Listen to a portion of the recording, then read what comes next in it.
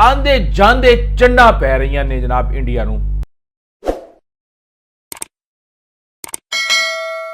लेकिन इस वक्त पाकिस्तान जो है वो एक चीता बन के उभरा है।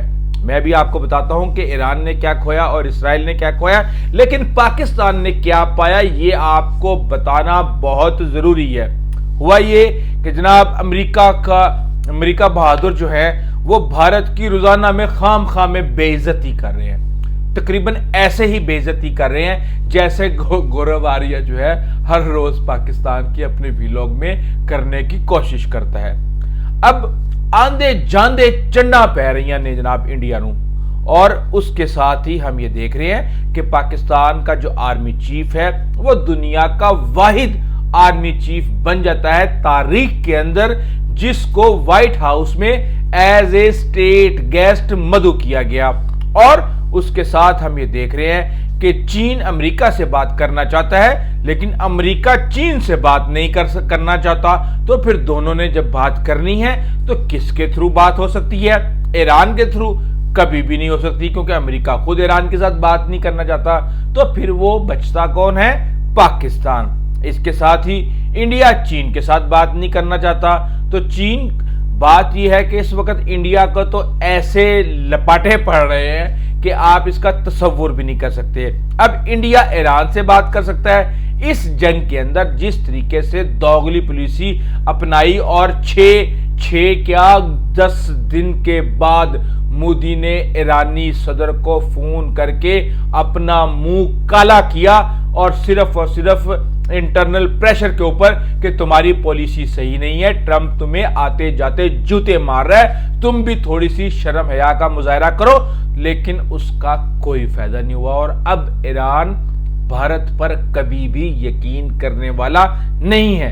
तो फिर भाई खलीजी ममालिक पाकिस्तान से, अमेरिका पाकिस्तान से, चीन पाकिस्तान से, ईरान पाकिस्तान से, खित्ते के दीगर ममालिक बांग्लादेश से श्रीलंका तक हर एक पाकिस्तान से बात करना चाह रहा है। और पाकिस्तान ने जो इंडिया को चमाटे मारी हैं, उसके बाद पाकिस्तान ने अपना माइट भी और अपनी डिप्लोमेसी भी और अपनी अहमियत भी मनवा ली है।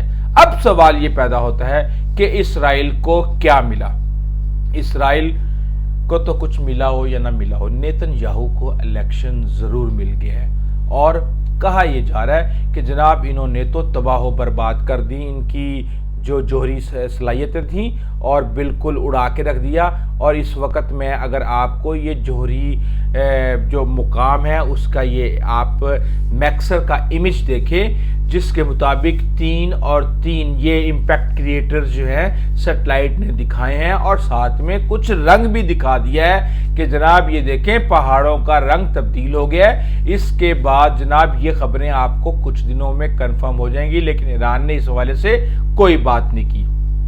अब इसराइल को साथ में ये नसीहत भी मिल गई है कि हर मुल्क जो है वो गजा नहीं होता और गजा की तरह बेबस नहीं होता।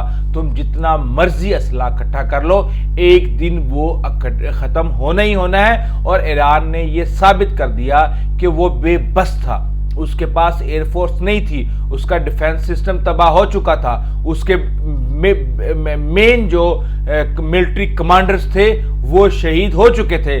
लेकिन उन्होंने कहा कि हम तुम्हें हर रोज 10-15 नहीं तो 4-5 चमाटे तो जरूर मारेंगे, और तुम्हारे शहरों के अंदर, तुम्हारे अस्पतालों के अंदर, तुम्हारे एयरपोर्ट्स के ऊपर भागते हुए लोगों का तमाशा पूरी दुनिया को दिखाएंगे, जो कि मजलूम फलस्तीनियों का तमाशा पूरे 2-2.5 साल से बड़ी ही बेशर्मी के साथ दिखा रहे हैं। बहरहाल इसराइल के साथ साथ ईरान को क्या मिला? ईरान को एक नसीहत मिली, और वो नसीहत ये है कि उसको अपनी एयरफोर्स को तैयार करना है, उसको अपने मुल्क के अंदर गद्दारों को पकड़ना है। क्योंकि मैं ये समझता हूं कि इस जंग के अंदर जितना काम खराब ईरान के गद्दारों ने किया, शायद ही किसी ने किया हो। इतना नुकसान तो ना इसराइल ने पहुंचाया ना अमेरिका ने पहुंचाया कि एक जगह एक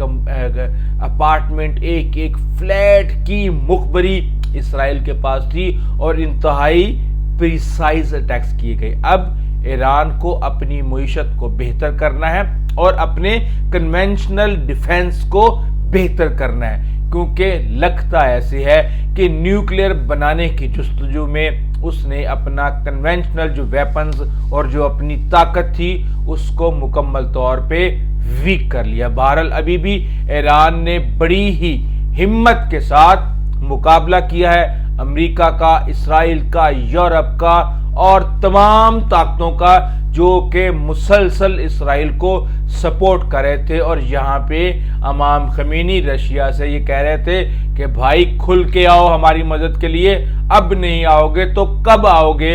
اور چائنا جو ہے وہ یہ کہہ رہا تھا کہ بھائی اسٹریٹ آف ہارمونز اور یہ جنگ والا معاملہ بند کرو، ورنہ اس کے معیشت پہ ناقابل تلافی جو اثرات ہیں وہ آئیں گے۔ یہ ساری کی ساری صورتحال ہے، اور اب ٹرمپ کے مطابق سیز فائر ہو چکا ہے، اور اس وقت دیکھنا یہ ہے کہ اگلے 6 سے 12 گھنٹے تک کیا ہونے جا رہا ہے۔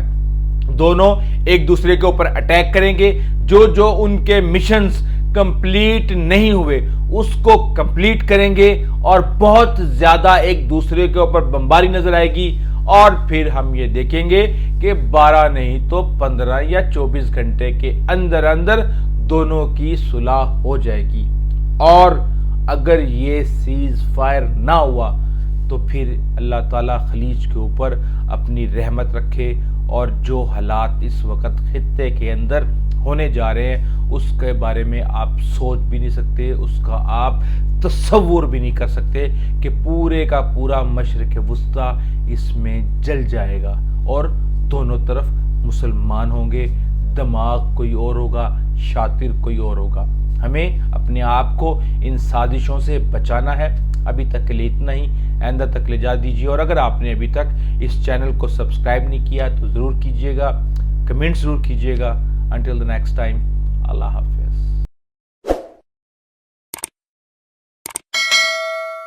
بڑی ہیڈ لائن لگتی ہے ایران کے اندر کہ ایران نے امریکہ اور اسرائیل کو ناکوں چنے چبوا دیے۔ آج اسرائیل اتنا محفوظ ہے کہ تاریخ میں کبھی بھی اتنا محفوظ نہیں تھا، اور اس کے ساتھ ہی پوری دنیا کے اندر ایک طرح سے تھرتھلی مچ گئی۔ لیکن ایران نے کہا جناب ہم تو ڈوبے ہیں صنم، تم کو بھی لے ڈوبیں گے۔ بیان آیا کہ ہمارا فیصلہ ہے کہ حملہ آور کو پوری طاقت سے جواب دیں گے، ہم نے بدلہ ضرور لینا ہے۔ اور اس کے بعد ایران کے وزیر خارجہ یہ کہہ رہے ہیں، ادھر سے ٹرمپ صاحب کہتے ہیں ہم نے نہیں بھائی، ہم نے کوئی بدلہ نہیں لینا، کہ جناب تہران میں ایرانی عوام کی جانب سے امریکہ پر میزائل حملے کا جشن منایا جا رہا ہے۔